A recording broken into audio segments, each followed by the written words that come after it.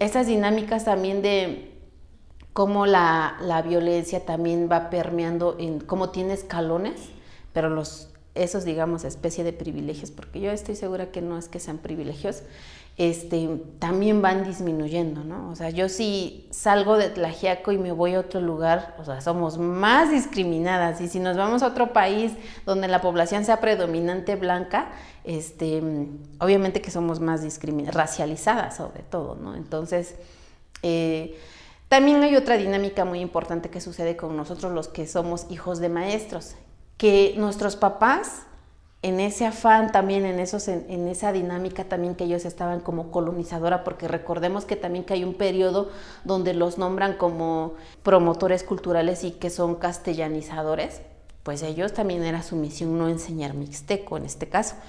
Y ellos creían que la educación que se da en las comunidades pues no es la mejor, al contrario de lo que muchos ya pensamos actualmente, ¿no? Entonces, pues, la dinámica era, pues ya no te quedes en el pueblo y pues vente a vivir, a estudiar acá a la ciudad. Yo estoy segura de que sí, o yo por mi parte, se formó como cierto desarraigo. Como, pues sí, ¿no? El pueblo, ay, qué feo, ¿no? Entonces, pues ya hay que mejor, irnos a otro lugar a estudiar, y pasa mucho aquí en Tlaxiaco. La gente de Tlaxiaco no quiere quedarse aquí a estudiar en Tlaxiaco porque en Tlaxiaco, pues qué chafa, ¿no? Entonces hay que irse, sobre todo veo mucho que se van a Puebla.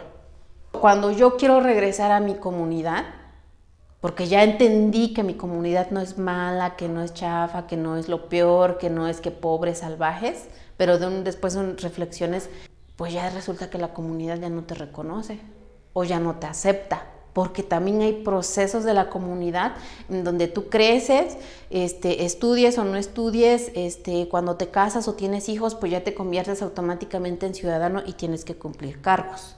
Aunque salgas, regreses, tienes que cumplir cargos y tienes que dar tus cooperaciones.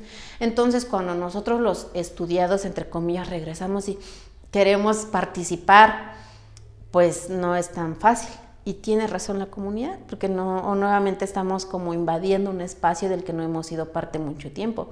Ese es en el mejor de los casos, cuando quieres regresar e involucrarte en tu comunidad y participar, pero hay también cuando regresamos casi como licenciados y como que somos los que tenemos la razón, que tenemos el conocimiento y los del pueblo no saben y hay que hacer lo que yo digo porque yo fui a estudiar.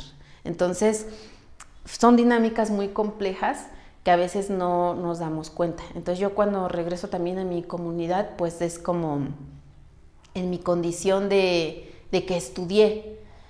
Y a mí, yo ya tenía más conciencia, o tengo un poco más conciencia, y dije, pues yo no puedo llegar a imponer, ¿no? Porque soy abogada, porque yo sé de derecho, y porque yo sé las leyes, y tú no tienes facultades para hacer eso. Al contrario, me empiezo a involucrar más en, digamos, legitimar los sistemas normativos indígenas, ¿no? Legitimar todo el movimiento indígena, todo lo comunitario y que tiene que ver con nuestras propias formas de vida, ¿no? Entonces, pues comprendes otras cosas, sin embargo, hay dinámicas también que se reproducen en la comunidad que, digamos que vamos hacia la globalización, ¿no? En vez de regresar hacia lo comunitario, y pues son procesos también que tenemos que comprender. Qué irónico que eso se haya logrado en mí como saliendo a estudiar, porque yo estoy segura que el estudio no es la única forma de adquirir conocimientos, ¿no? Yo estudio primero ciencias políticas y ahí como que empiezas a hacer como mucha conciencia de muchas cosas, ¿no? Sobre todo de las dinámicas y del ejercicio de poder que se da en muchos lugares. Y después me meto a estudiar Derecho, pero la licenciatura en Derecho, digamos que es muy positivista, o sea, es estrictamente lo que dice la ley y se tiene que ejercer así. Hasta yo recuerdo mucho que un maestro, teníamos la materia de Derecho Indígena, ¿no? Imagínate, Derecho Indígena en un estado donde hay 417 municipios que se rigen por sus propios sistemas normativos, lo que llamamos usos y costumbres, y él dice, no, pues es que ustedes no deben de llevar Derecho Indígena porque pues no creo que sirva para nada. En lugar de eso les voy a dar otras clases, ¿no? Él lo decidió, o sea, ni siquiera nos preguntó, no lo decidió. Y bueno, yo sabía que había algo mal, pero no sabía qué. Después, ya al estar terminando la carrera, empiezo a busco dónde hacer mi servicio social. Estaba en ese entonces el Instituto de la Mujer Oaxaqueña, ahí conozco a algunas abogadas y es que me involucro en esto de la protección o el acceso de los derechos de las mujeres, ¿no? Entonces me empiezo a sensibilizar de cuán nosotras estamos en desventaja, ¿no? En situación de acceder a nuestros derechos humanos, o sea, siquiera nuestros derechos humanos, ¿no? No hablemos de privilegios. Y de ahí en las prácticas profesionales, conozco al CEPIADET, que es el Centro Profesional Indígena de Asesoría, Defensa y Traducción, y pues yo vi una convocatoria que decía solicitamos practicantes y yo voy y me entrevisto con Edith Matías, que es una excelentísima persona y amiga, y me acepta, ¿no? Entonces yo cuando llego y veo de repente que el presidente de la asociación es Tomás López Arabia, que era mi vecino en la adolescencia en la colonia El Mirador, que vivimos también viven muchos maestros y vivimos hijos de maestros, y aparte él desde que yo lo conocí, él ya tenía bien en claro qué iba a hacer en su vida, ¿no? Eso me gustó mucho de él, pues después obviamente cada quien hace su vida y lo vuelvo a encontrar ahí. Y fue muy grato para mí ver que él estaba trabajando en la defensa de los derechos de los pueblos indígenas. Entonces ahí a quienes entramos nos inscriben a un seminario, como para precisamente que tú te sensibilices en esos temas y te apropies también de ello, ¿no? Como personas indígenas. Entonces ahí llegan ponentes de la talla de Yasnaya Aguilar, Judith Pérez, Raúl, que ahorita están haciendo como este movimiento en pro de los derechos de los pueblos y de las lenguas, ¿no? Entonces, en ese seminario yo empiezo a comprender muchísimas cosas, ¿no? Y también con Gerardo, que comprendo cómo es el pluralismo jurídico también en nuestras comunidades, entonces se van como concatenando las cosas, ¿no? Mi formación como abogada en la escuela no te da ese perfil, o sea, estás en otra cosa, ¿no? Y más como mujer, pues, ¿tú qué te vas a dedicar, no? Pues derecho familiar, ¿no?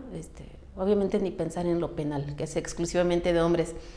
Y ahí empiezo como este camino también y a darme cuenta yo misma, no solamente como tener una bandera de defensa de los derechos de las mujeres indígenas, ¿no? Sino a darme cuenta de que eso también contrastaba con mi historia propia, como mujer indígena, ¿no? Como una mujer racializada, de piel morena, de cuerpo gordo, y que había sido discriminada en muchos sentidos, ¿no? Porque yo no había tenido acceso a métodos anticonceptivos como un derecho, a la educación sexual en mi escuela, y no solamente educación sexual, sino también en mi lengua, ¿no? Acceso a la justicia, porque las autoridades comunitarias de mi pueblo no eran validadas como autoridades capaces de resolver asuntos y, por ejemplo, mi mamá no habría podido acceder a esta justicia en su pueblo, ¿no? Donde sufría violencia con mi papá, por ejemplo, ¿no? Sino que tenía que ir a otro lugar a demandar una pensión.